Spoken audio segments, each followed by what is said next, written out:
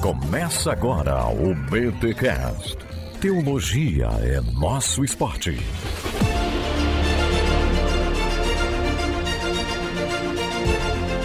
Muito bem. Começa mais um BTcast, o de número 454. Eu sou o Diogo de Brasília, mantenedor do Bibotalk, e teologia é o nosso esporte. Eu sou o Rodrigo Bibo e vivemos nas histórias que contamos. Adoro essa frase, não sei. Foi o Mike Cosper que falou? Não sei se ele citou alguém. Eu amo essa frase. Eu sou Erlan Tostes e o homem faz parte da arte que faz. Caraca. Eu sou o Lucas e teologia e cultura pop são duas coisas simplesmente incríveis. Olha aí, achei que ia falar que são meu esporte. Também. E eu sou o Bruno e é na cultura pop que a teologia e a espiritualidade encontram dia a dia. Maravilha. Olha aí, gente. Estamos aqui com um time de peso. Estou aqui com 3 nerds para falarmos sobre fé e cultura pop. Sim, nós já temos aqui na nossa casa o Ovelhas Elétricas, esse podcast que discute cultura pop, entre outras manifestações artísticas, fazendo diálogo com a fé cristã. Nós temos aqui Erlan Tostes, agora o host oficial do Ovelhas Elétricas, o homem que não deixou a ovelha sozinha no aprisco, mas mensalmente faz ela dar as caras para a internet brasileira. Erlan, muito feliz aí por você ter mantido Ovelhas Elétricas e simbora. Tamo junto, Bibo, é um prazer. E faltou luz um pouquinho, mas agora a eletricidade tá de volta. Isso aí, faltou luz um pouquinho, mas a eletricidade tá de volta. Excelente. Inclusive, eu tive a honra de participar de um Ovelhas Elétricas recente, saiu há 2 semanas atrás, sobre This Is Us. Olha, dei lá os meus pitacos, eu e uma psicóloga amiga do Erlan, esqueci o nome dela. A Laura. Laura. Foi muito legal. A gente conseguiu falar mal de This Is Us, apesar de termos amado e chorado em todas as temporadas. Mas foi bem legal as reflexões que a gente fez lá. Não conta o final que eu ainda não cheguei. Rapaz, mas não tem final? Tem spoiler de This Is Us? Tem, né? Tem spoiler. O primeiro episódio já é o spoiler, né? Exato, tu vai chorar, não tem enfim. episódio que não chore, cara. Pelo amor de Deus. É impressionante. Mas enfim, depois tu ouve lá, Lucas. E a gente tem o Bruno, que é um pesquisador aí da área também da cultura pop. O Lucas, professor de teologia na FABAPAR, que também pesquisa a cultura pop. Então, estamos aqui com essa galera para falar dessa relação fé e cultura pop. Mas antes, é claro, os recados paroquiais.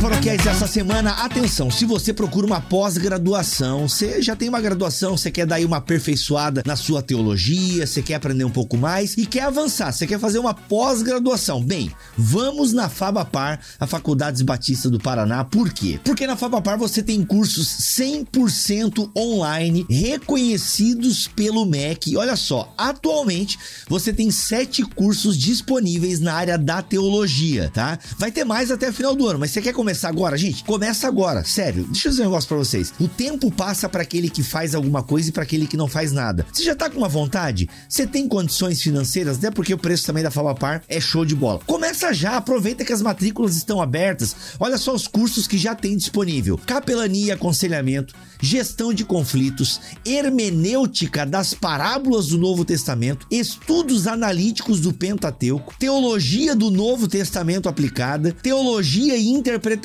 bíblica e teologia sistemática contextualizada. 7 cursos para você aprender mais sobre Bíblia e teologia, e é uma pós-graduação, gente, 100% online, reconhecida pelo MEC. Os cursos capacitam o aluno alinhando conhecimento teológico à prática ministerial e acadêmica. E olha só que legal, a FABAPAR, ela conta com tutores que ajudarão você a entender melhor os conteúdos, ou seja, não é aquela parada online fria que você entra na plataforma, parece que você pagou e ninguém mais te dá bola. Não. Você vai ter uma tutoria, você vai ter telefone, WhatsApp, e-mail, ou seja, a plataforma bem interativa, e vai ter um ser humano cuidando de você, tá bom? Então olha só, venha aprender com um corpo docente altamente qualificado, composto de mestres e doutores prontos para ensinar com o que há de mais atual na área teológica. Pós-graduação da FABAPAR. Beleza, galera? Dá essa atenção aí para essas pós-graduações da FABAPAR.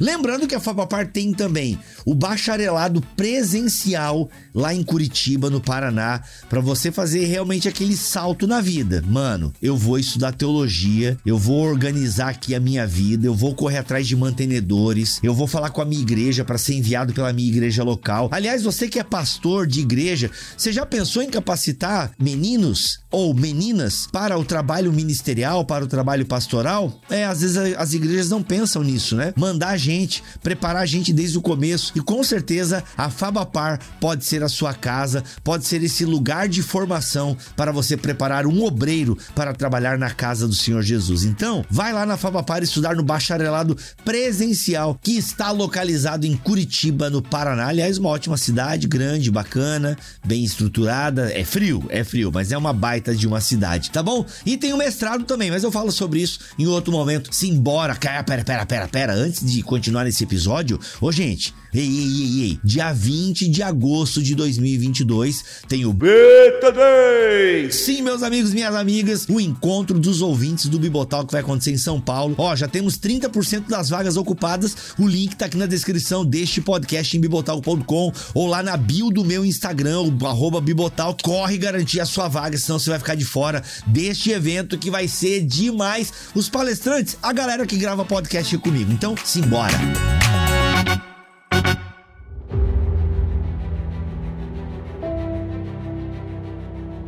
Meus amigos, é claro que eu vou começar pelo básico. E vou começar com o Bruno, eu já vou direcionar essa pergunta pro Bruno, porque quando nós gravamos uma primeira versão deste podcast, que você confere lá no nosso canal no YouTube, tava eu, o Cacau e o Erlan, o Cacau citou o Bruno. Que honra. Então, já que o Bruno tá aqui entre nós, porque o Bruno já tem um livro lançado, que hoje tá fora do mercado, mas vai voltar aí repaginado, glorificado, enfim, não, talvez esse ano. Não, tem previsão, Bruno, do teu livro, não? Acho que no começo do ano que vem. Começo do ano que vem? Então, daqui a pouco tá aí.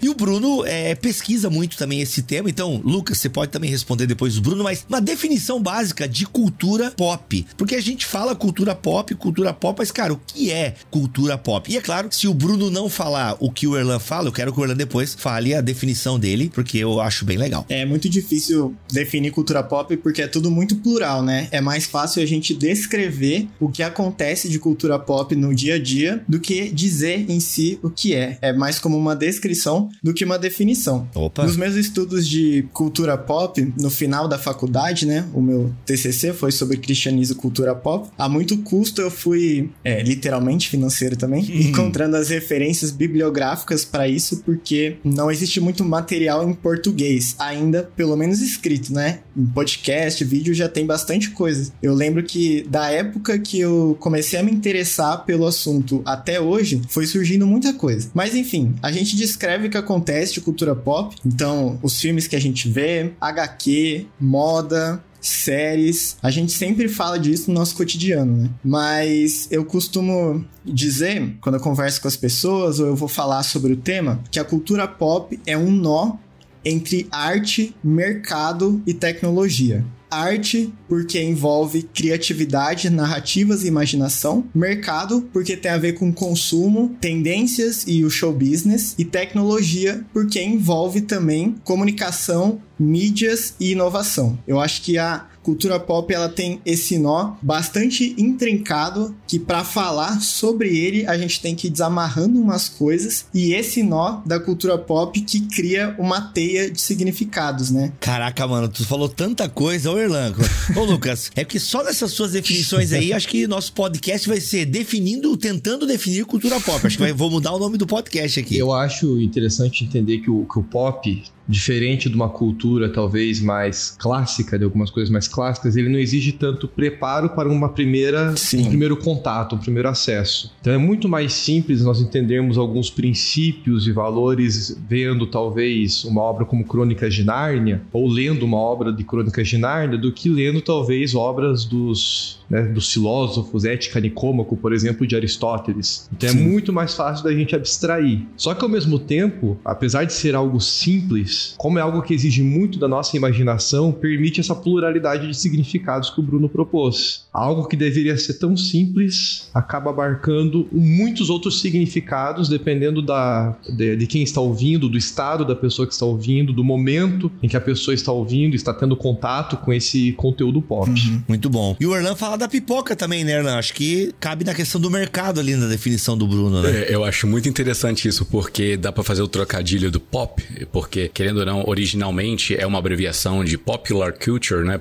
Cultura popular. Sim. Mas dá pra ter esse pop de explosão da pipoca ou daquilo que massifica daquilo que se espalha por entre as massas e se torna algo bem mais digerível e todo mundo se achega muito mais a um Vingadores, né? A um filmes da Marvel ou um Indiana Jones do que a um Truffaut, do que um Godard, né? Que são, querendo ou não, filmes que têm um tipo mais de enviesamento cultural, né? Pessoas que estão focadas mais na técnica do que na massificação ou no mercado. É mais concentrado, né? Perfeito. O que o Bruno trouxe como a união, né, da arte com o mercado, isso se torna muito claro quando a gente vê uma esteira de produtos que é colocada na nossa cara, seja no cinema, seja na literatura e tal, quando a gente vê filmes que são produzidos para serem franquias, séries de livros que são produzidos para serem lançados ano a ano, é necessário haver esse tipo de massificação. Um exemplo muito claro, tipo, tem um mangá chamado One Piece, que já tá aí há décadas, né, e se alastrando cada vez mais, são mais de 1000 episódios, então,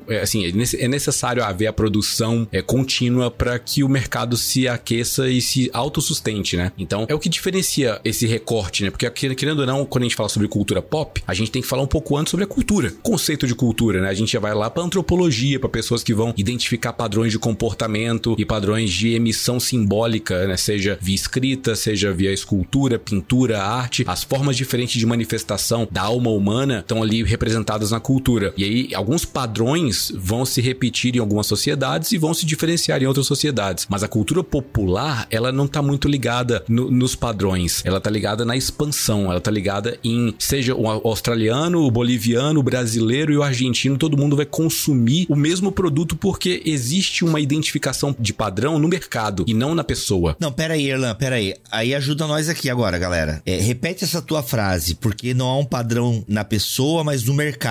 Perfeito. Mas o mercado não é composto por consumidores humanos, então essa ideia não é digamos, um anseio humano? Sim, é. Pelos arquétipos. E aqui agora eu tô filosofando, assim, por que a cultura se torna popular e ela estoura na China, ela estoura no México, ela estoura no Brasil, ela estoura nos Estados Unidos? Perfeito. É porque não existe alguma coisa humana aí que nos conecta a essas histórias, alguma parada assim? Entendeu o meu lance, mais ou menos? Eu entendo. É que, bom, podem me corrigir, inclusive complementar, mas a ideia é o seguinte, independente da cultura local que é manifesta entre as nações, todo mundo vai querer ter um iPhone 13 da última geração. Por quê? Porque ele dá um match com o padrão de mercado que é global, por conta do padrão capitalista que surge nos últimos 200 anos de produção em esteiras de produtos iguais.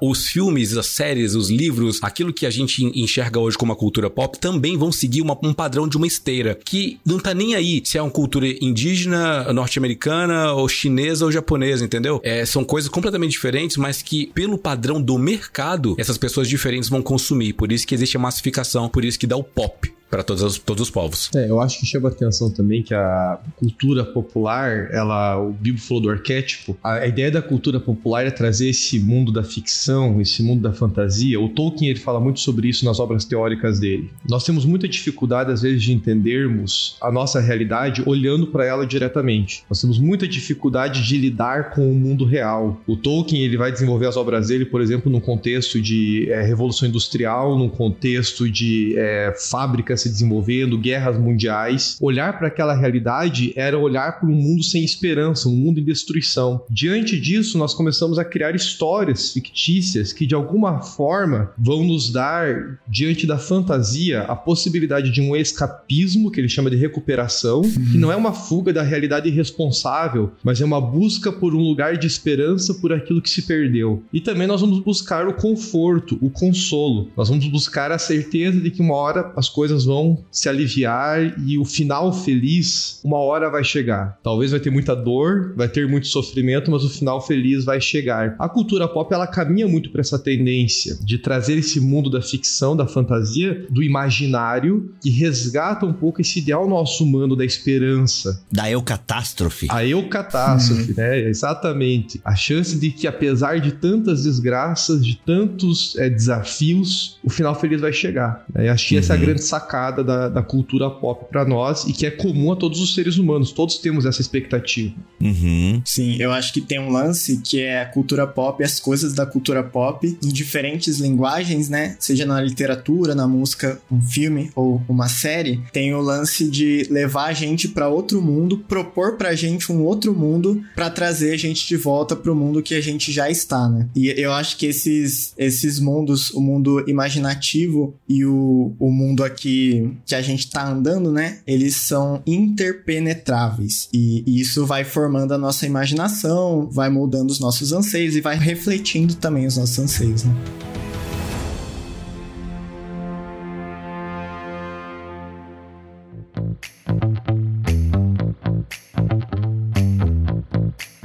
Essa discussão que tu levantou agora, Bruninho, que a gente tá caminhando, vale até pra questão da arte em si. A gente até discutiu num podcast recente sobre arte e fé, a gente fez um também sobre fé e ficção, que é uma conversa até meio parecida com o que a gente tá tendo agora, mas essa ideia de que a ficção, a arte e a própria cultura pop, elas nos ajudam a nos percebermos. E até o Mike Cosper, ele fala um pouquinho na História que Contamos, que é um livro original Pilgrim, que eu não sei se tem ele ainda pra comprar, mas você consegue inclusive ouvir ele no app da Pilgrim, pelo menos até o capítulo 4 eu ouvi e gosto bastante, mas essa ideia de que a cultura pop nos ajuda a enxergar, porque existe aquela discussão, né? A vida imita a arte ou a arte imita a vida? Mano, a vida tá tão louca hoje que às vezes eu tô achando até que os filmes estão imitando a vida. Se tu ouve falar de uns assaltos, de uns assassinatos, e aqui eu falo com tristeza, tá, gente? Né? Tu ouve falar de uns assassinatos, tu fala, caraca, maluco, isso aí nem aquele estúdio, qual é aquele estúdio que fez os filmes de terror lá? A24. A24. É, a A24. Cara, nem a A24 pensou uma parada tão sinistra. Tem aqueles True Crimes na Netflix, que é baseado em fatos reais. Meu irmão, aquilo ali é coisa assustadora. O homem que entra com uma bomba num banco. Vocês viram essa história da mulher diabólica lá, que arquitetou tudo? Enfim. Então, essa questão da vida imita a arte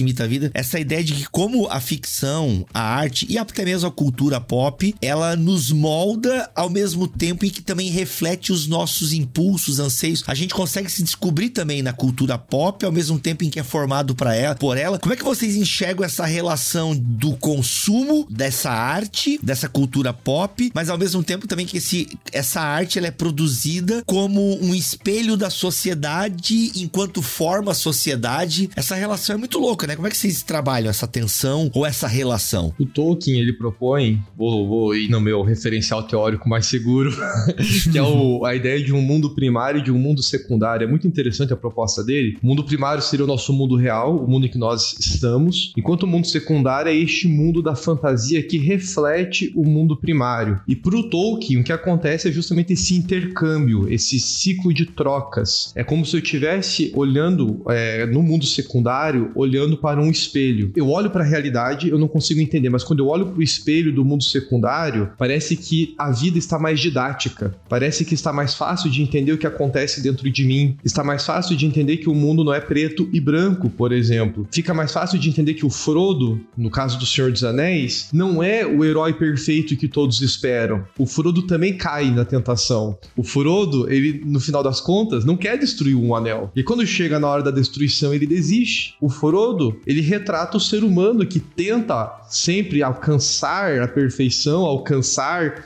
o seu nível de santidade, falando de cristianismo, só que no final das contas, sozinhos nós não conseguimos. Mas, de alguma forma mirabolante, né, a graça vem, de uma forma misteriosa, a graça vem, atua na nossa vida e consegue fazer com que nós cumpramos com esse propósito, né? No caso ali, a graça é que o Gollum surge do nada, pega lá o Frodo e o anel acidentalmente cai. Não porque o Frodo quis, mas porque algo mirabolante e misterioso aconteceu. Na vida real, nós temos dificuldade de olhar essas coisas, mas quando olhamos para uma obra como O Senhor dos Anéis, esses eventos misteriosos, a gente olha para aquilo e fala, poxa, parece com algo que eu vivi. Parece com algo que parece com a minha vida, parece que são com eventos que eu já passei. Então acho que há esse intercâmbio de ideias. O Tolkien retratou aquilo que ele vivia e aquele mundo que ele criou vai influenciar o seu desenvolvimento, só que foi ele que criou, é algo circular, é uma retroalimentação de compreensão da vida, da existência. Eu acho que esse reflexo do mundo real, né, do nosso cotidiano, que envolve sim o espetáculo, que é uma expressão que aparece bastante nos estudos de cultura pop, né? Principalmente dos teóricos que vieram lá depois da escola de Frankfurt. Tem o Guy Debord, que escreveu Sociedade do Espetáculo. Eu acho que esses reflexos,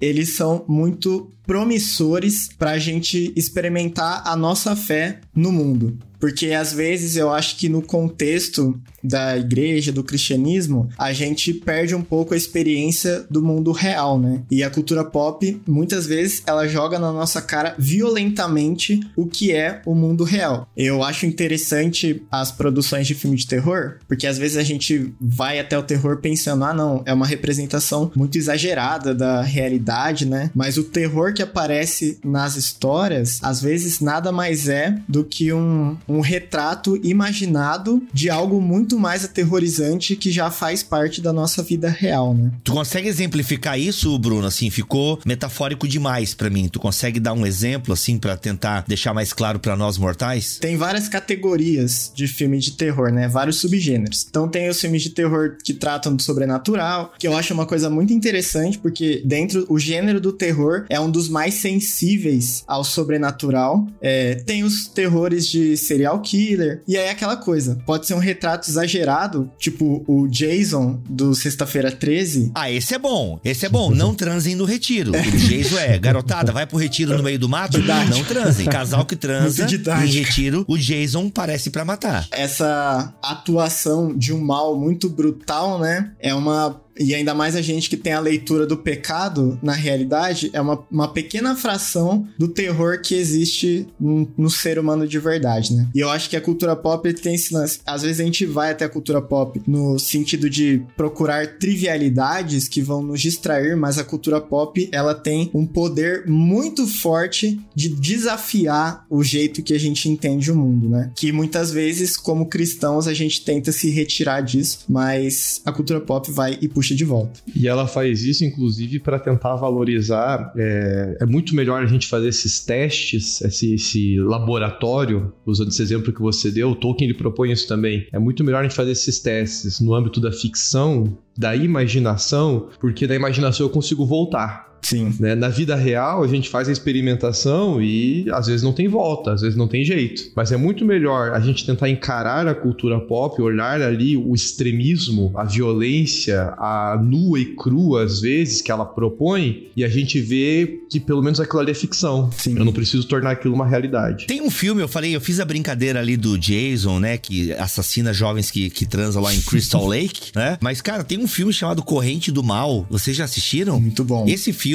ele é muito legal porque ele trabalha a questão é uma metáfora DST, né? As doenças sexualmente transmissíveis. Ele utiliza, pelo menos foi a leitura que eu fiz, ele utiliza a linguagem do terror, né? Do mal, mas assim, você é perseguido por uma assombração, e se você tem relação com alguém, a assombração passa a perseguir, se essa assombração chega perto, ela te mata e tal. Então meio que você vai transmitindo via a prática e tal. Enfim, foi a leitura que eu até ouvi num podcast também sobre isso. Mas o It trabalha a questão dos medos e tal. Enfim, tem algumas metáforas. O próprio Stranger Things, né, também, que é mais popular, assim. Eita, qual que é a metáfora de Stranger Things agora? Fiquei curioso. O lance do medo, da culpa, da raiva, das angústias. E eu acho que a palavra que você usou, acho que é excelente, primordial pra gente entender cultura pop, que é metáfora, né? Uhum. São metáforas da vida comum. Muito bom.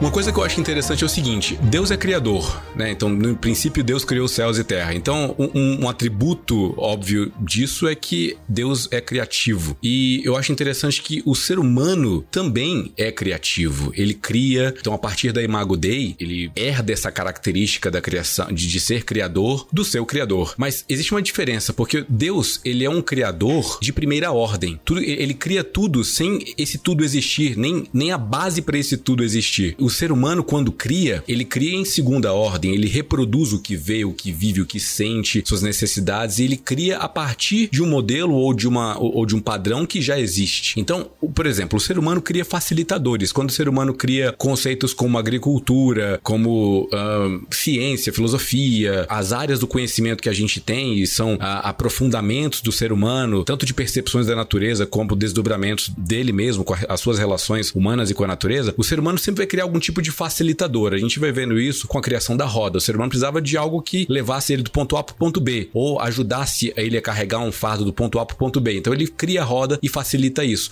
Deus não falou, haja roda. Não, o ser humano em algum momento fez isso. Então, a mesma coisa a gente pode extrapolar para os dias atuais. O ser humano cria uma forma mais fácil de se comunicar do que escrever e colocar num animal e levar para quilômetros de distância. Ele cria as telecomunicações, telefone, internet, tudo isso são facilitadores. E na arte é a mesma coisa, acredito, porque o ser humano, ele cria formas de lidar com aquilo que é complexo para ele, com o medo, com a angústia, com a dor. Ele vai colocar isso, externalizar isso na arte e vai mostrar, foi o que o Lucas trouxe pra gente, o exemplo do espelho, de enxergar num arquétipo, enxergar numa jornada, algo que facilite a realidade, que a realidade ali do Tolkien na época era a guerra, a realidade do Kafka era depressão, a realidade do Dostoiévski era prisão na Sibéria. Então a gente vai vendo que pessoas e os autores estão tendo dificuldades, dores, angústias e estão externalizando isso na arte. Então a cultura ela vai fazendo isso. Então o ser humano, o Bibo perguntou lá atrás, porque a vida imita a arte ou a arte está imitando a vida? No fim das contas, uma coisa está atrelada à outra porque o ser humano faz parte da arte que ele mesmo faz. Muito bom. Ele também é um produto cultural. Então ele é um objeto de estudo, ele é um objeto de análise e ele produz a análise sobre si. Toda cultura é uma metacultura, porque a gente sempre faz algo que é uma análise sobre nós mesmos. Toda cultura é uma sessão de terapia, então. De certa forma, sim.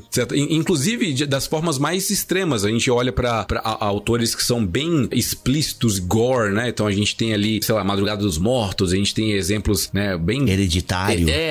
Ou Lars von Trier lá com o Melancolia, o Anticristo. Autores que são bem gore, explícitos e provocativos. Existe algo por trás disso, né? Existe algo a mais que talvez numa análise bem simplória, bem inicial, assim, superficial, a pessoa só olhe pro estilo e não pro conteúdo, não para aquilo que está sendo transmitido através da arte. Então, é necessário uma boa vontade em primeiro lugar, né? Para que a gente possa lá na frente começar a falar sobre como o cristão vai lidar com a cultura pop, com a arte, com as séries, com filmes e livros, tal, como consumir isso. É necessário em primeiro lugar, o que ele está buscando? O que a gente está querendo com isso? Porque o artista, ele quer transmitir uma mensagem. E qual a mensagem que o cristão quer consumir? E o que ele tem para passar? E como ele vai relacionar com isso? Acho que aí a gente pode começar a propor uma nova discussão. Caraca, não, excelente, eu acho que a gente pode ir para essa discussão agora, porque a pergunta de chão de fábrica de igreja, de caixinha de Instagram, é como é que é a nossa relação? Eu venho do tempo de movimento pentecostal, lá dos anos 2000, 1999, em que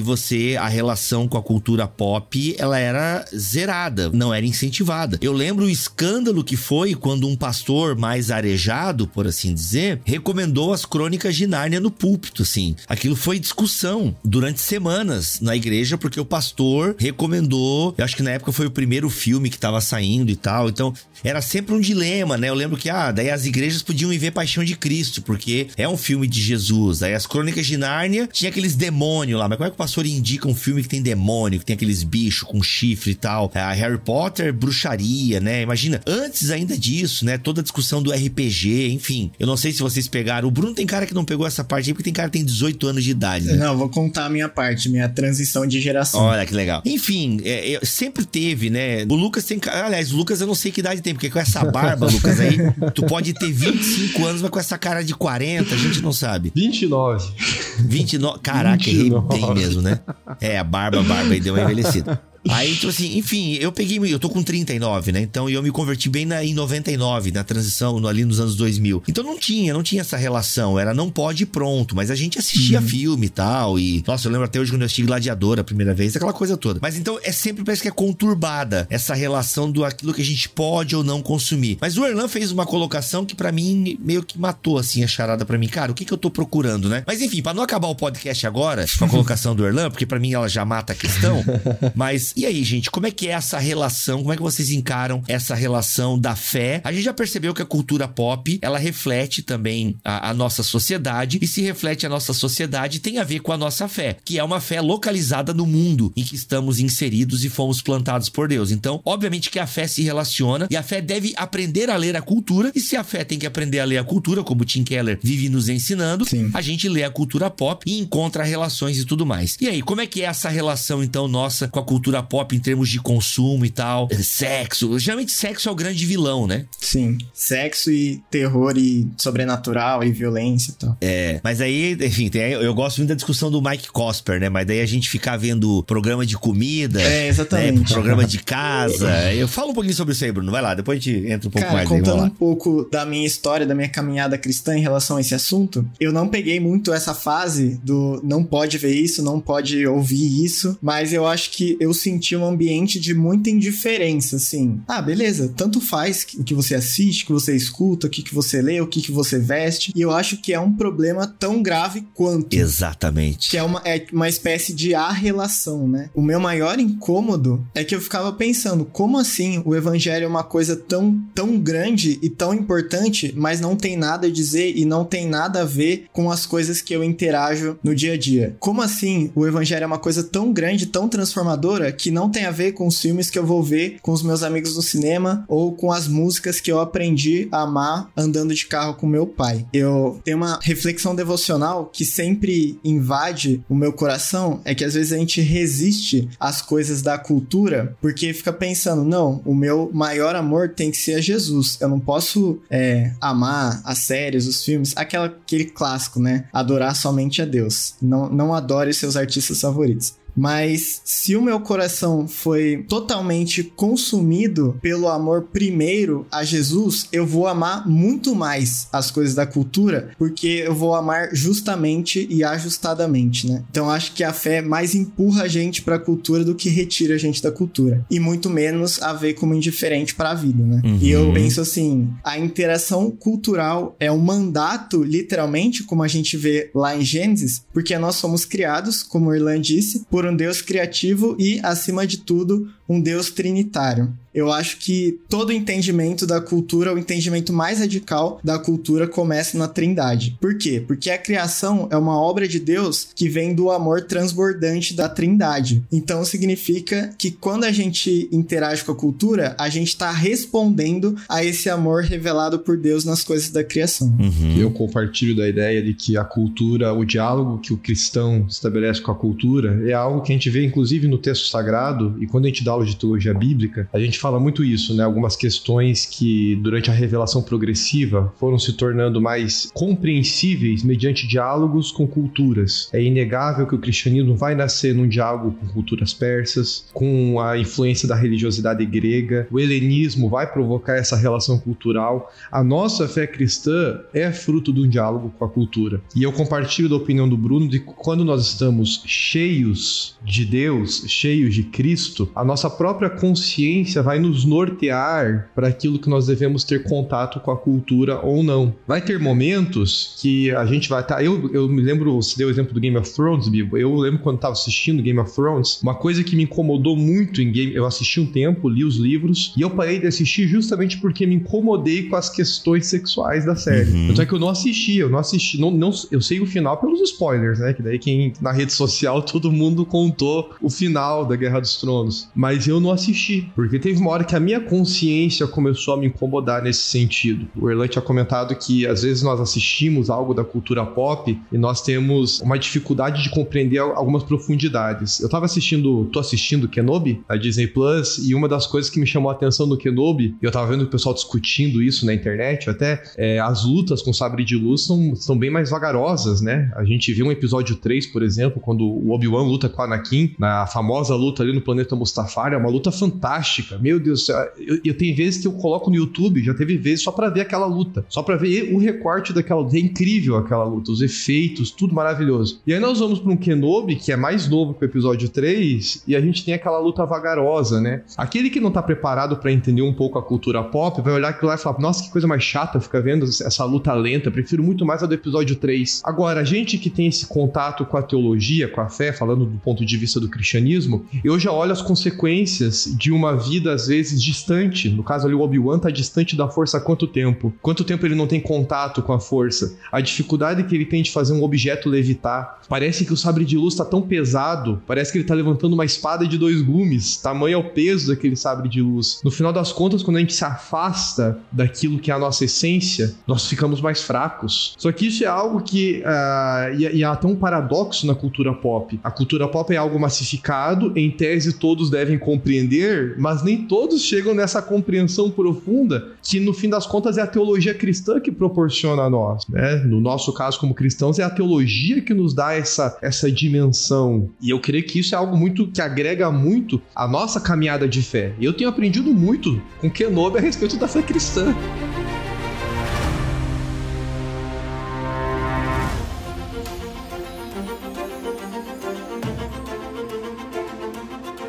É interessante que eu ouço alguns podcasts de cultura pop e o pessoal faz análise, né, dos filmes e tal, e aquilo que tá sendo lançado. E, mano, e geralmente esse pessoal não é cristão. É agnóstico, enfim, ateu. E é incrível como eles arranham, né? Eles arranham a superfície, mas falta mesmo o elemento transcendental, falta se entregar ao sagrado, admitir a existência de uma força maior. Cara, se tu assiste um Rogue One, por exemplo, que eu não sou um grande fã de Star Wars, assisti os filmes, não vi nenhuma série, apesar de que Mandalorian, acho que é esse o nome, né? Tenho vontade de assistir porque todo mundo tá falando tão bem. Vale a pena.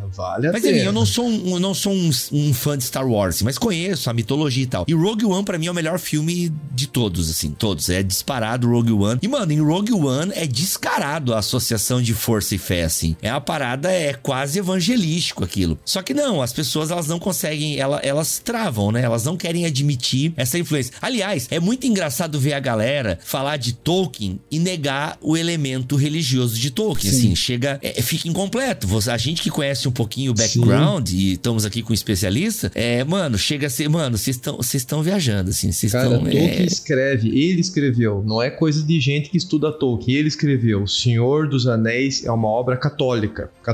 Ele era católico, né? Mas abrangendo questões cristãs. É uma obra cristã, é impossível não encontrar teologia ali dentro. Exato, não, é impossível. Inclusive até a Thomas Nelson tem uma biografia bem legal, e a biografia da Darkseid, ela até toca um pouco mais esse elemento religioso e dos paralelos religiosos, cara, de datas do calendário cristão, é uma coisa assim impressionante. Então, de fato, dentro do que vocês estão falando e o Lucas falou, é inegável que a fé cristã, ela te dá um ferramental pra você ler de maneira, e até o Bruno usou uma palavra que eu esqueci de pedir pra ele repetir, que agora eu não lembro, mas parece que passa a ideia de ver de forma acurada a cultura pop, né? Então a nossa fé meio que cria também um filtro pra esse consumo da cultura pop. Acho que aqui a gente consegue pegar um gancho pra falar sobre o Ovelhas Elétricas e o trabalho que a gente faz lá, sobre nossa proposta é responder às provocações que a ficção faz à nossa fé cristã. Então não é necessariamente encontrar Cristo nas coisas. Tem um livro bem antigo de um puritano chamado Cristo em Gênesis, que em cada verso de Gênesis ele vai tentar encontrar Jesus. Na pedra que tá lá, ele vai encontrar Jesus, né? Na travessia ele vai encontrar Jesus. A ideia não é encontrar Jesus na cultura pop, nas ficção, nas séries, livros, filmes, músicas. A ideia não é essa. A ideia é como que nós, sendo cristãos, respondemos a determinadas provocações que as obras fazem à nossa fé, e não necessariamente a nossa fé, mas as questões últimas que seres humanos têm quando são confrontados em sua cosmovisão, em sua visão de mundo. Enfim, a ideia, então, a gente não tá aqui para encontrar lições de paternidade que um lugar silencioso tem para nos dar. A gente tá aqui para falar sobre os temas que ali tem e como que a teologia cristã responde a esses temas. E não apenas ali nesse filme específico, mas em qualquer obra. Eu vou dar um exemplo simples. É muito simples encontrar teologia em Senhor dos Anéis, em Crônicas de Nárnia, em Crônicas de Olan, que são... Os autores são confessionalmente cristãos e estão ali expondo a partir de seu ponto de vista. Mas quando a gente vai falar... Eu vou citar um exemplo. Iron Maiden tem uma música chamada Hallowed Be Thy Name. É um prisioneiro de guerra que foi capturado, ele vai ser enforcado, tá prestes a ser enforcado, e ele tá escrevendo como se fosse um testamento ou uma última palavra dele numa carta. E ele vai falando ali, ele fala lá, santificado seja o teu nome e tal. E eu não tô aqui pra encontrar o Pai Nosso na letra do Iron Maiden. Eu tô aqui pra ver a angústia de uma pessoa que tá encarando a morte. E aí eu posso pegar uma ponte e falar, se eu, como cristão, tivesse encarando a morte, como eu faria? Se eu tivesse ali num desespero, porque isso nos é comum, o desespero, a angústia, a dor, o sofrimento é comum a nós, como é comum pro Steve Harris e pro Bruce Dickinson cantando lá no Iron Maiden. Então, a gente pega esses temas que são comuns e a gente fala, como é que eu respondo? Então a gente falou sobre o filme A Chegada, lá de 2016, que é muito legal, amo esse filme. Eu gosto mais do episódio do Ovelhas Elétricas do que do filme. Não, para. Os dois são muito bons, o filme é esse. Nossa, o filme, gente. O filme é maravilhoso. Pô, Erlan, tu é pai, Erlan. Tu tinha que que amar esse filme. Eu amo o filme, Deus. mas eu amo mais o conto que dá origem ao filme. E o livro de contos. Então, eu amo mais o Ted Chiang. Nossa, a trilha sonora desse filme, nossa, mano, é muito bom. Amy Adams. É muito bom. Mas eu não tô ali pra falar sobre conflito político que existe, pra falar nem sobre linguagem, linguística, sobre como nós nos comunicamos, mas existe ali um problema, e o problema é a falta de comunicação. A gente pega esse tema e como que o cristão pode melhorar a comunicação com os outros, já que o nosso trabalho é comunicação. Comunicar o evangelho às pessoas, seja por nossas ações ou por nossas palavras, mas de qualquer forma a gente precisa comunicar. E a gente também precisa comunicar porque a gente vive em sociedade, obviamente a gente comunica. Então, como que a gente pode melhorar isso? Quais são as formas? A gente vai buscar teorias de comunicação, blá blá blá, mas tudo isso como pontes para chegar num ponto principal, que é como responder a essas provocações. Então, talvez quando a gente tá consumindo cultura pop, a gente pode consumir por mero entretenimento, não tem problema nenhum. Eu assisti lá The Office, assisti as 9 temporadas de The Office, morri de rir com o Michael Scott, com o pessoal, com o Dwight, com o Jim, a Pam, morri de rir. Mas a gente gravou um episódio de The Office e a gente consegue falar que The Office é um ambiente problemático, pessoas problemáticas, disfuncionais, que não conseguem manter um ambiente saudável para executar o trabalho delas. Na nossa vida, na igreja, nas comunidades que a gente vive, a gente tem que prezar por um ambiente saudável. A gente pode usar esse tema como ponte para chegar numa mensagem maior. Então, talvez hoje o que a gente vê é uma necessidade que a gente tem de justificar o consumo de cultura pop. Eu tô fazendo isso, mas eu tô vendo Jesus ali. Não, cara, a gente não precisa ver Jesus ali. Jesus está em nós. E os nossos olhos, Jesus, ele deixa bem claro, né? Ele fala que se os nossos olhos forem bons, nosso corpo será luz. Mas se ele for em trevas, o corpo todo vai se perder em trevas, né? Então, se forem maus, o corpo se perde em trevas. Jesus fala sobre o olhar cobiçoso, de que se você olha pra alguém com uma intenção impura, você já cometeu adultério. Eu tenho miopia, eu tenho ceratocone que distorce aqui a minha córnea, mas eu tenho também a lente do evangelho que me faz ver o mundo ao meu redor de uma maneira diferente, e eu consigo dar uma resposta diferente, inclusive filtrar. A gente pode entrar, não sei se entrariam, acho que é inevitável entrar em Filipenses 4:8, né, aquele texto básico para falar que tudo que for de boa fama, for bom, de justo, leal, nisso a gente tem que pensar, nosso pensamento tem que estar nisso. Então, o mundo que a gente vive não necessariamente é de boa fama, justo, leal, bondoso, belo. O mundo ao nosso redor não é assim. As obras que a gente consome também não são assim, mas nós não devemos ser assim. Nós devemos buscar ser aquilo que o mundo olha pra gente e vê como justo, bom, honesto, de boa fama. Nós temos que ser essas pessoas que o mundo olha e fala: aquele cara é de boa fama, aquele cara é justo, eu quero seguir aquilo lá. Então, a gente pode dar respostas para as provocações que a ficção traz, justamente porque nós, como igreja, somos resposta para um mundo em caos. Nós, como igreja, somos resposta para um mundo em caos. Muito bom.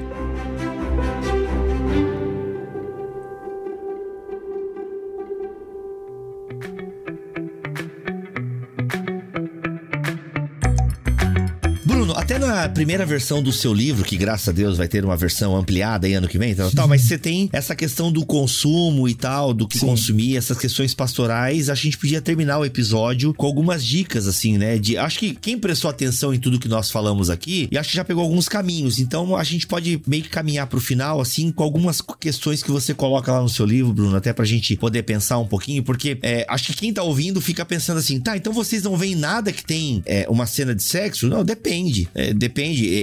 Alguns têm limites que talvez suportem. E se, digamos, aquela questão sexual tem um poder narrativo pra algum personagem, não tem problema.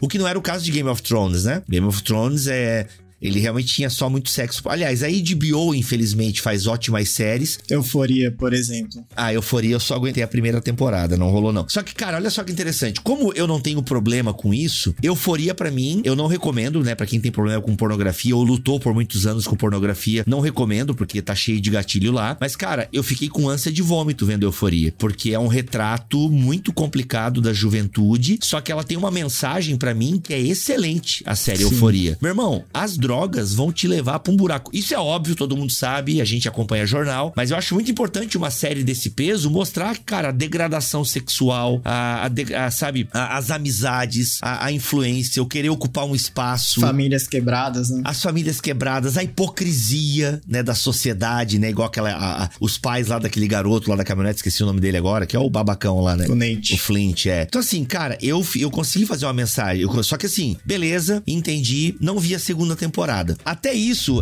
eu quero ler aqui o que o Mike Cosper fala na página 59, que ele diz o seguinte: os cristãos traçarão limites. Eu achei isso muito legal. Algumas consciências são mais sensíveis do que outras e precisamos ter espaço na comunidade para vários níveis de maturidade e conforto com os hábitos espectadores. Para ser claro, maturidade pode significar assistir menos televisão ou liberdade para assistir mais. Eu achei isso muito maduro e para caminhar nisso tem que ser uma maturidade mesmo em comunidade, em espiritualidade. É como o Erlan falou, a partir do momento que você se ocupa também das coisas boas, puras, que tem virtude, você consegue olhar para as coisas que não demonstram virtude. E você só vai perceber coisas que não demonstram virtude, bondade, a partir do momento que você as tem em si. Então, eu acho que esse diálogo com a cultura pop, a gente precisa primeiro caminhar naquilo que é basilar para nossa fé. Eu lembrei aqui, enquanto a gente conversava, de um roteiro que eu tracei uma vez, que eu chamei de direções pastorais para interação e participação cultural. Eu vou meio que parafrasear o que tá escrito aqui, para ser bem direto mesmo, que o primeiro... Eu não gosto dessa coisa de primeiro, segundo passo, mas fica didático, né? Primeira coisa é participar da conversa simplesmente, ou seja, simplesmente interagir com a cultura pop. Depois pensar criticamente sobre o que você consome, isso é muito importante. E ao invés de consumir, apreciar, eu acho que essa palavra respeita muito mais os artefatos culturais. Agradecer a Deus pelas dádivas e os sinais de graça que a gente encontra no mundo da cultura pop, como a gente mencionou aqui. Ser honesto, aí os limites traçados, né? Ser honesto e ter maturidade para discernir os vícios e ídolos que invadem as expressões culturais, ampliar o repertório, explorar mídias e gêneros diferentes e desfrutar da pluralidade nas artes. Eu falei uma vez que eu tenho certeza que existe rock, pop, samba e hip hop porque nós somos criados por um Deus trinitário. Eu não sou muito versado em hip hop, mas eu tenho um amigo que entende tudo e eu vou lá e peço pra ele: cara, eu quero entender melhor esse mundo. Então, ampliar o nosso repertório. Criar conexões, compartilhar experiências, procurar novas percepções sobre as coisas da cultura, que é o lance que muitas vezes a gente conversa com pessoas que assistiram a mesma coisa, mas tem uma leitura diferente, e isso acrescenta muito. Participar ativamente de uma comunidade para que a gente leia a cultura pelas lentes da grande história do evangelho, né? E principalmente cultivar uma imaginação saturada pela grande narrativa da Bíblia. Olha, esse é o roteiro essencial, assim. Muito bom, muito legal esse roteiro aí, mano, muito legal. Espero que isso esteja na nova versão do seu livro. Ô Lucas, pra gente finalizar aqui, você é professor na Fabapar, estudou esse assunto, como que a teologia nos ajuda? Bem, o Bruno já deu um roteiro aqui, mas eu acho que você pode acrescentar algumas coisas, mas o estudo, e aqui todo mundo estuda teologia, né? Então você percebe também que as leituras que a gente consegue fazer tá muito ligado ao nosso background teológico. E aí, Lucas, o papel da teologia nessa nossa relação com fé e cultura? Teologia é essencial porque ela vai nos dar o norte da verdade, né? Então a cultura, ela pode ter uma multiplicidade de interpretações, uma multiplicidade de concepções, dependendo aí da cosmovisão de cada pessoa que teve acesso a esse elemento cultural, mas para nós cristãos, a teologia, ela nos dá uma direção dentro dessas multiplicidades de significados. Enquanto vocês comentavam aí sobre a série Euforia, eu não acompanhei a série Euforia, mas eu recordei de algumas outras séries que mostram essa realidade mais nua e crua. Tem uma série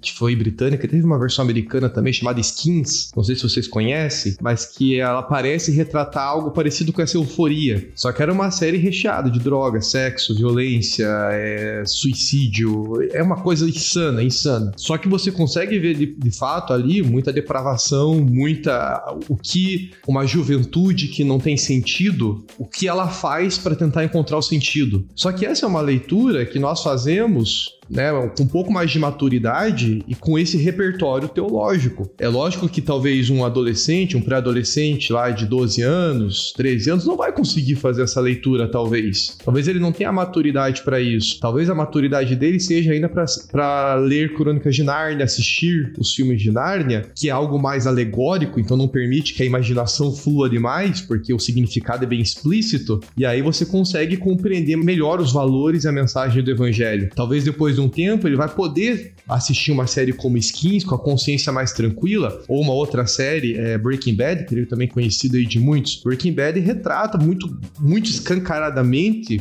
o que um ser humano que teve contato com o poder, o quanto ele se deixa levar e não quer abrir mão desse poder. O cara perdeu esposa, perdeu filhos, perdeu tudo para ser o rei do tráfico, né? Então a gente vê ali a degradação humana, mas para isso tem que ter uma certa maturidade. E essa maturidade é na caminhada com Deus, é na leitura da Bíblia, é na oração, é nos conhecimentos basilares da fé. E eu acho que Nárnia é uma obra que nos dá esses conhecimentos basilares. Você consegue ter ali a criação, você consegue ter o desenvolvimento do ser humano, a relação com o pecado, a redenção, e finalizando com o fim do mundo, por exemplo, que é a obra final de Nárnia. Então você consegue ter esse retrato basilar da nossa fé, esse plano de redenção para nós. A teologia, ela nos ajuda a desenvolver a nossa fé. A teologia, ela permite que os nossos olhos possam encarar os filmes, as obras de arte e compreendermos um pouco melhor como nós devemos reagir neste mundo para glorificarmos mais a Deus. Seja imitando aquilo que a arte está retratando ali, ou seja pegando um exemplo negativo de alguém que eu não quero ser, de uma pessoa que eu não quero seguir. Eu não quero ser um Walter White de Breaking Bad. Eu não quero seguir o caminho dele. Talvez eu prefira seguir o caminho que o Jesse Pinkman seguiu, que começou como um cara perdido, drogado, viciado, mas encontrou redenção ao sair dessa vida. Talvez eu prefira ser ele, que no início da série é um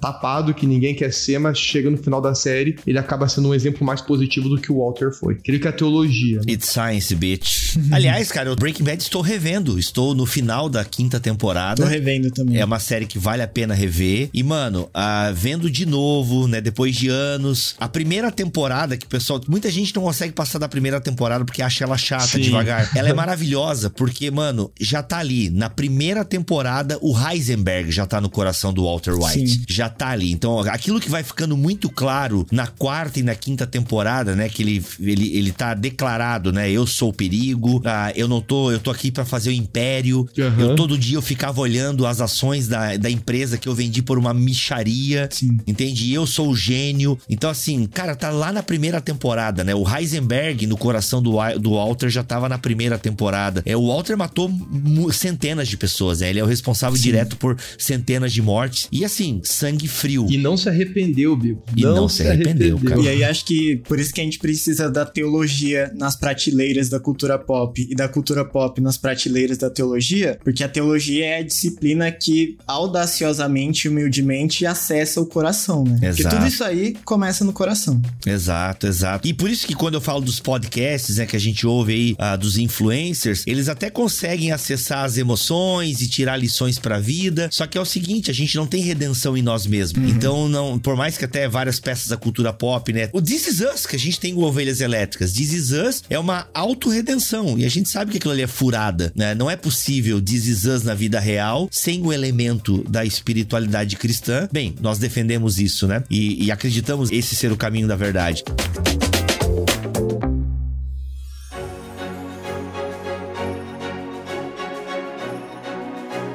Lucas, e a Fabapar nos ajuda aí nesse caminho. Tem curso pra tudo quanto é coisa. Tem bacharel em teologia. O que tá aberto aí pra galera que, meu Deus, eu preciso de teologia. O que eu faço agora? O que a Fabapar me ajuda? Maravilha. Estamos com inscrições abertas. Bacharelado em Teologia Presencial. Bacharelado em Teologia EAD. Curso que eu coordeno. Vou ter o maior prazer em receber, inclusive, o pessoal aí da audiência que queira se inscrever e estudar aqui com a gente. O EAD, ô Lucas, o EAD agora, ele tá 100% EAD? Ou agora a galera precisa ir em Curitiba pelo menos uma vez por ano? Estamos fazendo 100% EAD. Estamos mantendo 100% o cara lá do Acre, EAD. a gente tem audiência no Acre lá. Consegue a gente tem acompanhar. audiência, por exemplo, nos Estados Unidos, na Austrália, no Japão. Nós temos alunos hoje do Japão, inclusive. Temos alunos do Japão, temos alunos dos Estados Unidos, temos uma aluna na Turquia. Nós hoje conseguimos oferecer um curso de teologia. Peraí, da Turquia? Da Turquia. Ô, Jesus. Da Turquia. Ô, Deus, mata o Putin, quer dizer, ô senhor, acaba com a guerra.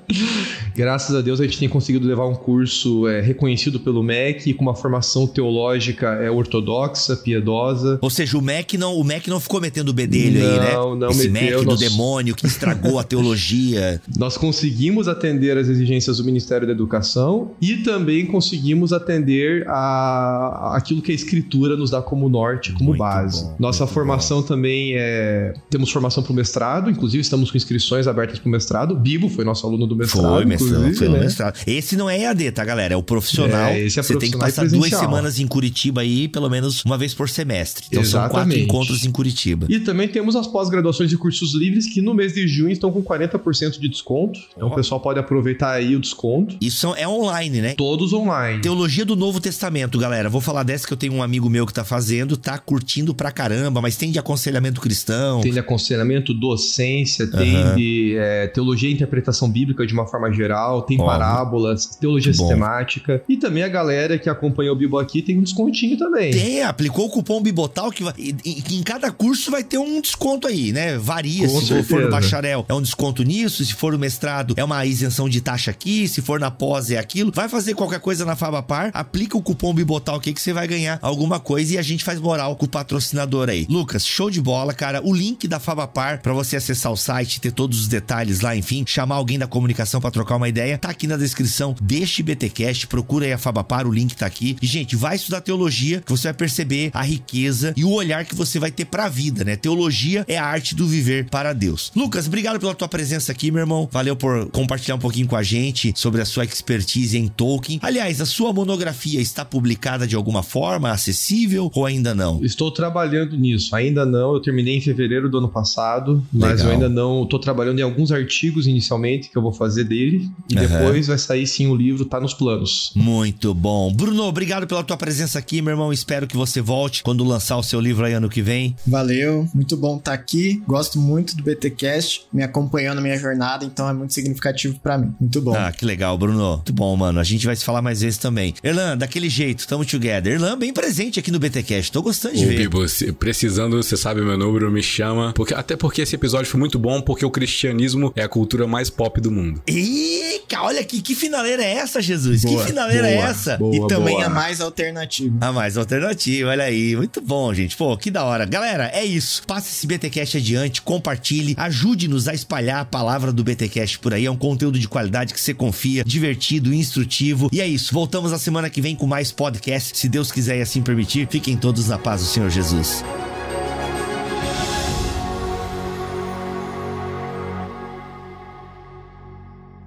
Este podcast foi editado por Bibotalk Produções.